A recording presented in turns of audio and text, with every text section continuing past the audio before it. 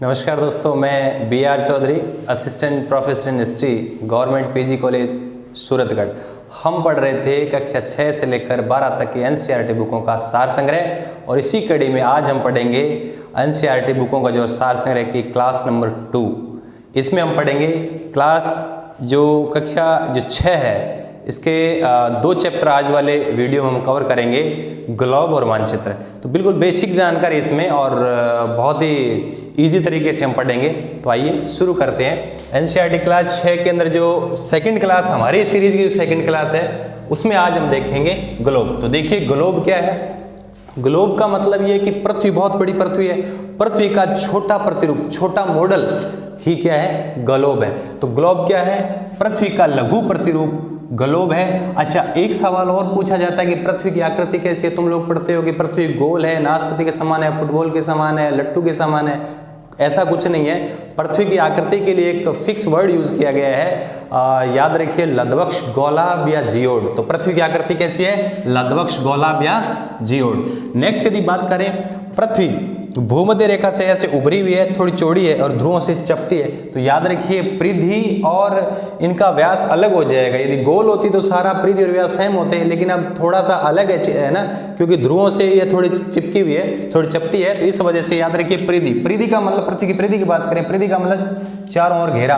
तो भूमध्य रेखा की जो परिधि है वो है 40,075 किलोमीटर और ध्रुवीय परिधि कम हो गई 40,008 किलोमीटर।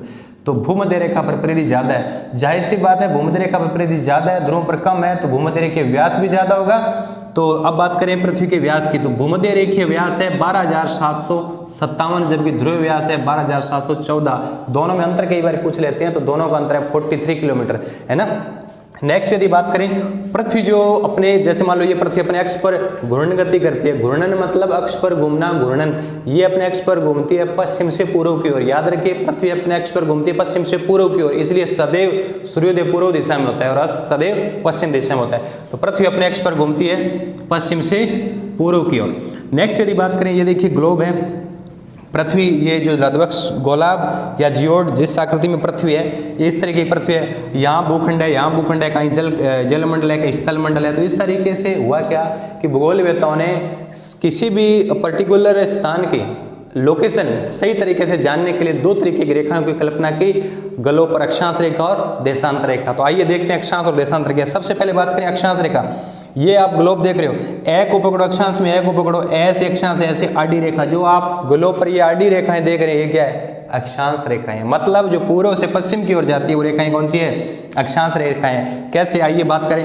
पूरी पृथ्वी को भूगोलवेत्ताओं ने भूमि के बीचों बीच से इस तरीके से इस रेखा को मान लिया। पूरी पृथ्वी को 2 भागों में बांट दिया, ऊपर वाला आधा गोला, नीचे वाला आधा गोला। तो ऊपर वाला उत्तरी गोलार्ध, इसके नीचे वाला दक्षिण गोलार्ध। और रेखा कौन सी होगी, अक्षांश। और अक्षांश को नाम दे दिया 0 डिग्री अक्षांश। हम 0 डिग्री अक्षांश कह रहे हैं, वैसे इसका नाम है भूमध्य रेखा। भूमध्य मतलब भूमि के बीचों बीच से जा रही है, और भूगोल के शब्दावली में इसे कहेंगे विषुवत रेखा। अब ये उत्तरी गोलार्ध और दक्षिणी गोलार्ध। फिर अक्षांश रेखा है ना, तो ऊपर उत्तरी गोलार्ध में चलेंगे 1 डिग्री अक्षांश, 2 डिग्री अक्षांश उत्तरी अक्षांश, 3 डिग्री उत्तरी अक्षांश, 4 डिग्री उत्तरी अक्षांश, 5 डिग्री, ऐसे करते करते 90 डिग्री उत्तरी अक्षांश। और सेम इधर हो जाएगा दक्षिण गोलार्ध में 1 डिग्री दक्षिण अक्षांश, 2 डिग्री दक्षिण अक्षांश, ऐसे करके 90 डिग्री दक्षिण अक्षांश। तो 90 ऊपर हो गई, 90 नीचे हो गई। कितने हो गए, 180 अक्षांश, और एक हो गई 0 डिग्री वाली। तो टोटल अक्षांश की संख्या कितनी हो जाएगी, याद रखना, कुल संख्या अक्षांश की 181।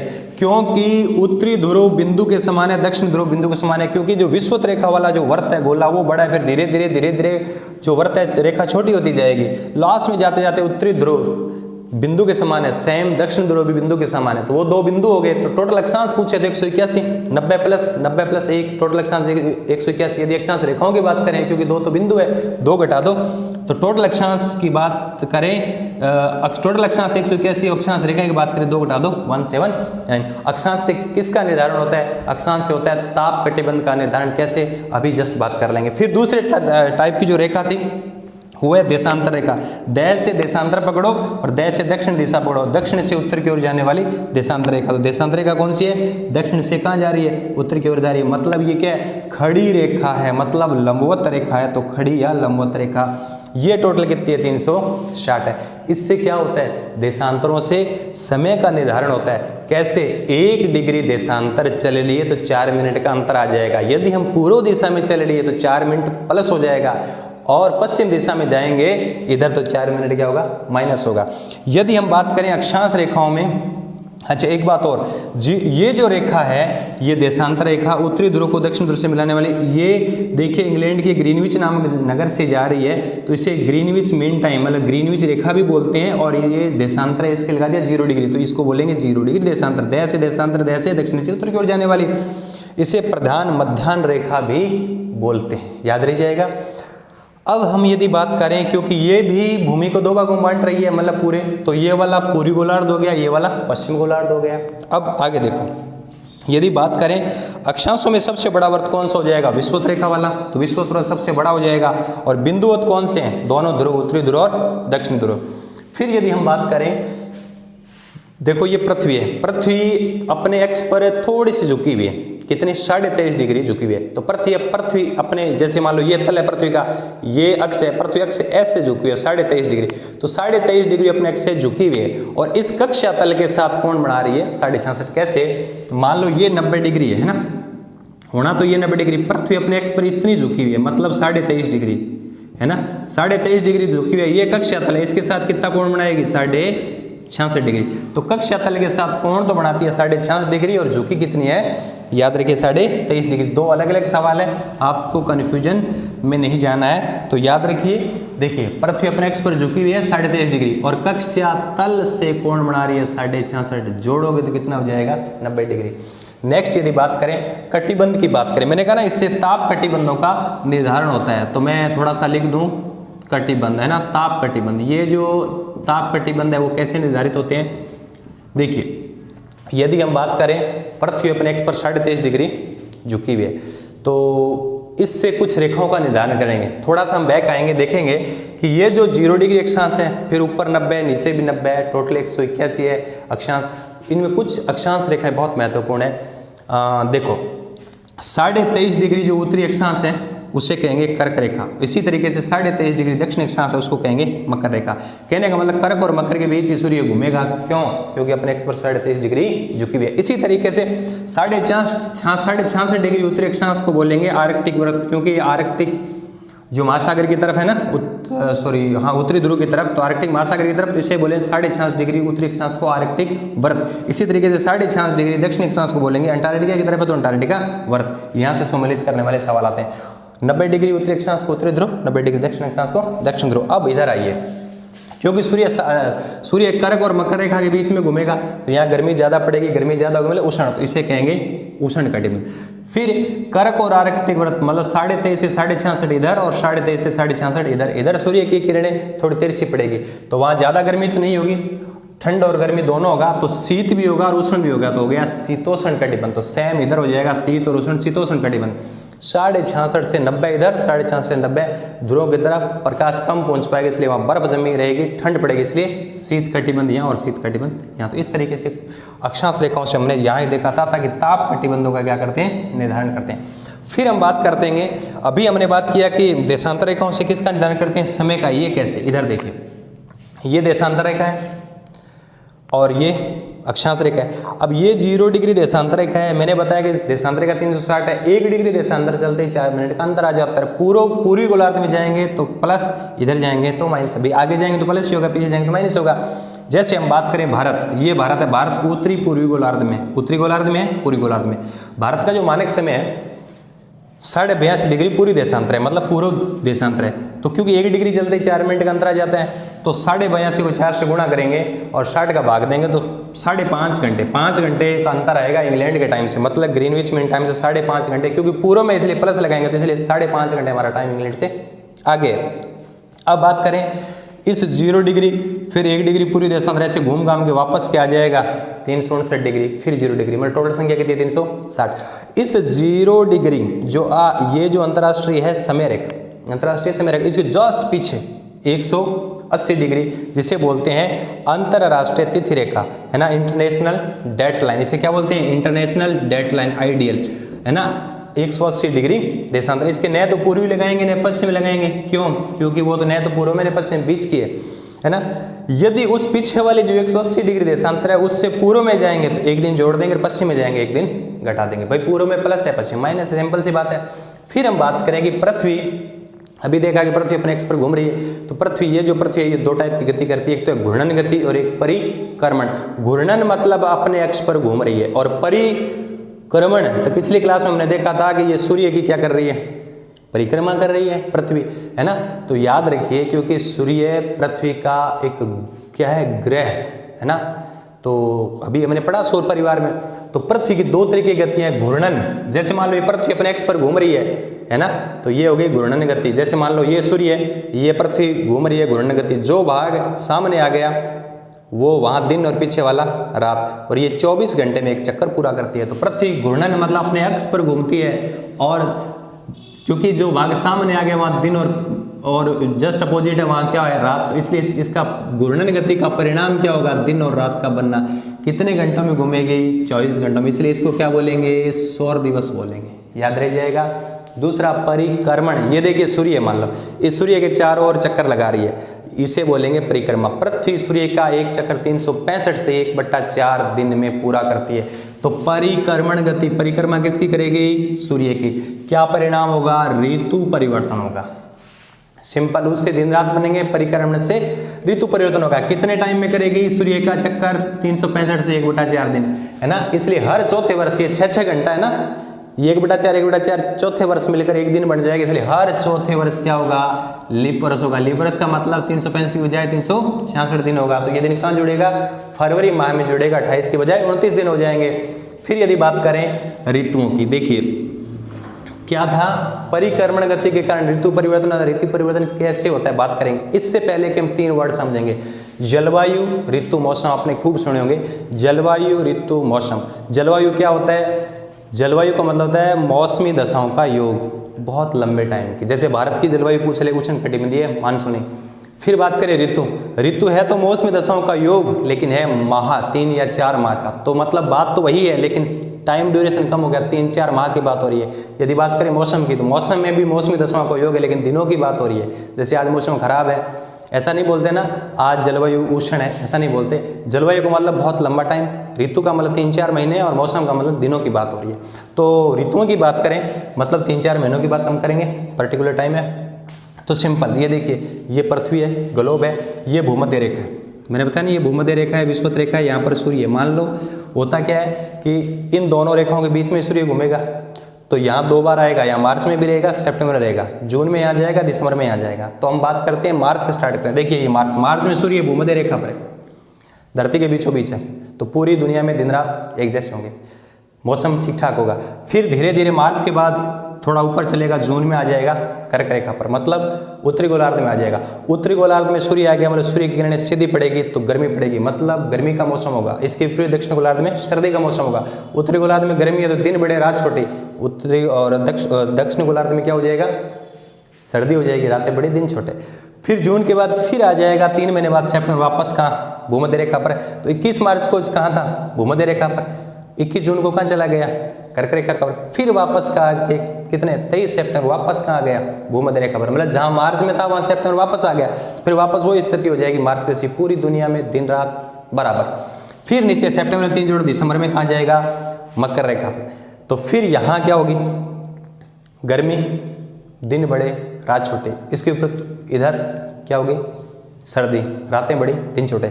जब दिसंबर में बात करें, दिसंबर में दक्षिण गोलार्ध में होता है, हमारे हिंदुस्तान में क्या है, सर्दी पड़ती है। और जून में हमारे हिंदुस्तान में इधर होता है, उत्तरी गोलार्ध में क्या हमारे क्या पड़ती है, गर्मी पड़ती है। तो ये था ऋतु। अब थोड़ा सा इसको समझते हैं। देखो मार्च और सितंबर में भूमध्य रेखा पर आती है, इस स्थिति को कहते हैं विषुव। विषुव का मतलब हो गया जब सूर्य विषुवत रेखा पर चमकता है। तो ये विषुव मतलब मार्च में चमकेगा और सितंबर में चमकेगा। तो विषुव 2 है, बसंत विषुव और शरद विषुव। बसंत विषुव का मतलब 21 मार्च और शरद विषुव का मतलब 23 मार्च। फिर एक दूसरी स्थिति बनती है, उसको बोलते हैं संक्रांति या अयनात, भी लास्ट ऊपर और लास्ट नीचे। तो अयनात या संक्रांति बोलते हैं, इसका मतलब क्या हुआ कि एक जून की बात कर रहे हैं, एक दिसंबर की बात कर रहे हैं। तो कर्क संक्रांति या उत्तरी अयनात, भाई कर्क संक्रांति बोल दो, भाई कर्क रेखा पर है, या उत्तरी अयनात 21 जून को होता है। इसी तरीके से मकर संक्रांति या दक्षिणी अयनात, तो मकर संक्रांति या दक्षिणी अयनात कब होगा, 22 दिसंबर को होगा। तो इस तरीके से ऋतु में परिवर्तन होती है। अब इस सिचुएशन में क्या होता है, ये सूर्य है, ये पृथ्वी है, तो पूरे टाइम में क्या होगा, एक सिचुएशन ऐसी आएगी जब निकटतम होगी और एक स्थिति ऐसी आएगी सूर्य पृथ्वी की दूरी अधिकतम होगी। तो अब बात करते हैं, एक स्थिति बनती है उपसौर, एक बनती है अपसौर। उप उप उप का मतलब ऊपर, अपन कहते हैं ऊपर चढ़ गयो, ऊपर चढ़ गयो मतलब जस्ट करना आ गयो। तो उपसौर को मतलब हो गया सूर्य के निकटतम, पृथ्वी सूर्य के निकटतम है। कब होगी, जनवरी में। जनवरी में ठंड होती है, हम चिपक चिपक के बैठते हैं ना, तो ऐसे याद रख लो 3 जनवरी को सूर्य और पृथ्वी पास पास होती है, इसे कहते हैं उपसौर। ऊपर चढ़ गयो मतलब करना आ गयो, है ना। दूसरा अप, अपन कहते हैं अप करते बच्चा दूर भगता है, अप मतलब दूर, है ना। तो सूर्य और पृथ्वी सर्वाधिक दूर होती है। दूर कब होंगे, जुलाई 4 जुलाई। गर्मियों में हम क्या रहते हैं, दूर दूर रहते हैं ना। तो याद रखना सर्दियों में चिपकते हैं, तो मतलब 3 जनवरी को उपसौर। अपसौर दूर भगती है कब, 4 जुलाई को। फिर हम बात करेंगे 2 चीज़ें और है, सूर्य ग्रहण और चंद्र ग्रहण। बहुत ईजी है सूर्य ग्रहण और चंद्र ग्रहण, तो इसको थोड़ा समझो। पहले समझेंगे चंद्र ग्रहण क्या है। चंद्र ग्रहण अपन कहते हैं चांद सो मुखड़ो है, चांद सो मुखड़ो है, चांद जिसो मुखड़ो है, चांद के समान है। तो चांद के समान मुख है तो सेम, चांद के जैसा ही है, सेम। SEM, S मतलब सूर्य, E अर्थ पृथ्वी और M मून। मतलब मैं लिख रहा हूं ये क्या हो गया सूर्य, ये क्या हो गया पृथ्वी और ये क्या हो गया चंद्रमा मून। आल इस सिचुएशन में क्या होगा, चंद्र ग्रहण होगा। तो कुछ नहीं याद रखना, सेम याद रख लो, सेम SEM, सेम सेम चंद्रमा के समान, तो सेम SEM, सेम सूर्य पृथ्वी और चंद्रमा। तो इस सिचुएशन में क्या बनेगा, चंद्र ग्रहण। कैसे, सूर्य की किरणें पृथ्वी पर पड़ेगी तो पृथ्वी की छांव में क्या आ जाएगा, मून आ जाएगा। ये भाग काला काला हो जाएगा। हमें पृथ्वी पर खड़े होकर हम देख रहे हैं तो ये भाग काला काला हो गया, हमें लग रहा है कि ये क्या हो गया, चंद्र ग्रहण हो गया, लेकिन ऐसा कुछ होता नहीं है। फिर हम बात करें सूर्य ग्रहण। सूर्य ग्रहण में उल्टा कर दो, S है, सूर्य हमेशा हिलता नहीं, ऐसे याद रख लो। यहाँ सेम था तो यहाँ S तो आएगा, ये उल्टा हो जाएगा ना। जैसे M यहाँ आ जाएगा, E यहाँ आ जाएगा, देखिए ये यहाँ आ जाएगा, ये यहाँ आ जाएगा ना। तो SME, सूर्य इधर है, बीच में क्या हो गया मून और इधर क्या अर्थ, तो ये क्या हो गया सूर्य ग्रहण। बहुत सिंपल है। जैसे हम यहाँ खड़े हैं, है ना, हम यहाँ खड़े हैं और सूर्य का ऐसे प्रकाश आ रहा है, बीच में क्या आ गया चंद्रमा, और चंद्रमा जो है इसने क्या सूर्य को थोड़ा ढक लिया, तो हमें लगता है सूर्य ग्रहण हो गया, लेकिन ऐसा होता नहीं है। बिल्कुल सिंपल है, चंद्रमा जैसा मुख है तो सेम SEM, तो सूर्य अपने आप हो जाएगा। S तो सेम जगह रहेगा, बाकी को क्या कर दो, चेंज कर दो। अब एक ट्रिक याद रखो कि ये होता कब है, तो आंसू पूंछ, आंसू पूंछ याद रह जाएगा, आंसू पूंछ तो याद हो जाएगा। ऐसे अमावस्या को सू से क्या हो जाएगा सूर्य ग्रहण, तो आंसू से अमावस्या को सूर्य ग्रहण, पूंछ से पूर्णिमा को च से चंद्रमा, तो सॉरी चंद्र ग्रहण, तो पूंछ से पूर्णिमा को च से चंद्र ग्रहण हो जाएगा। फिर 2-3 बातें याद रखनी है। 1992 में कोलंबस ने USA अमेरिका नई दुनिया की खोज की, और 1498 में वास्को डी गामा ने भारत के केरल के कालीकट बंदरगाह प्रयार भारत की खोज की। क्योंकि ये चीज़ हम पढ़ेंगे मानचित्र में, क्योंकि पहले मानचित्र का लोगों को नॉलेज नहीं था, धीरे धीरे मानचित्र बनाए गए, खाका तैयार किया गया। तो मानचित्र जो चैप्टर है आपका, उससे 2-4 सवाल आते हैं, उससे थोड़ा सा कोशिश करेंगे। तो ये 2-3 फैक्ट याद रख लो। 1492 में कोलंबस ने USA नई दुनिया की खोज की, 1498 में वास्को डी गामा ने भारत की खोज की, केरल के कालीकट बंदरगाह पर आया था। देखिए मानचित्र की बात करें, ये तो आपने पढ़ा होगा, मानचित्र जब भी पढ़ते हैं उत्तर में ऊपरी जो साइड है हमेशा उत्तर में रहती है, तो ऊपरी दिशा में सदैव कहाँ रहती है मानचित्र की, उत्तर में रहती है। फिर मानचित्र 3 टाइप के होते हैं, एक भौतिक मानचित्र, एक राजनीतिक मानचित्र, एक कौन सा विषयक मानचित्र, जिसे थेमेटिक मैप कहते हैं। देखिए भौतिक मानचित्र में क्या दिखाया जाता है, देखिए भौतिक मानचित्र में प्राकृतिक आकृतियों को दिखाया जाता है, जैसे पर्वत, पहाड़, पठार, नदियाँ। भौतिक का मतलब भौतिक प्रदेश, प्राकृतिक आकृतियों को दिखाया जाता है भौतिक मानचित्र में, नदी, पहाड़, पठार, मैदान को। फिर हो गया राजनीतिक मानचित्र। राजनीतिक मानचित्र में देश, महाद्वीप, दुनिया, नगर, शहर दिखाए जाते हैं। तो यहाँ राजनीतिक में देश, राज्यों की सीमा, शहर, इस तरीके से जो दिखाए जाते हैं वो राजनीतिक मानचित्र। फिर हो गया विषयक मानचित्र, जिसे क्या बोलते हैं, थेमेटिक मैप बोलते हैं। ये किसी खास वस्तु विशेष का जो मानचित्र होता है, जैसे गांव में पटवारियों के पास रहता है नक्शा नजरी वगैरह खेत का, गांव का, तो ये विषयक मानचित्र वस्तु विशेष की जानकारी होती है, गांव में पटवारियों के पास रहता है। फिर मानचित्र में एक सवाल आपसे और बन सकता है, दिक सूचक मतलब दिशा सूचक यंत्र। दिक सूचक मतलब दिक मतलब दिशा होता है, दिशा सूचक यंत्र जिसे हम क्या बोलते हैं, कंपास, जिससे दिशाओं का हम क्या करते हैं जानकारी प्राप्त करते हैं। तो ये था सेकंड क्लास जो हमारी एनसीईआरटी जो सार संग्रह की जो सेकंड क्लास थी, इसमें हमने 2 चैप्टर को पढ़ा। उम्मीद करता हूँ कि बढ़िया तरीके से कंठस्थ हो गया होगा। मिलते हैं बहुत जल्द नेक्स्ट वीडियो में। Thank you.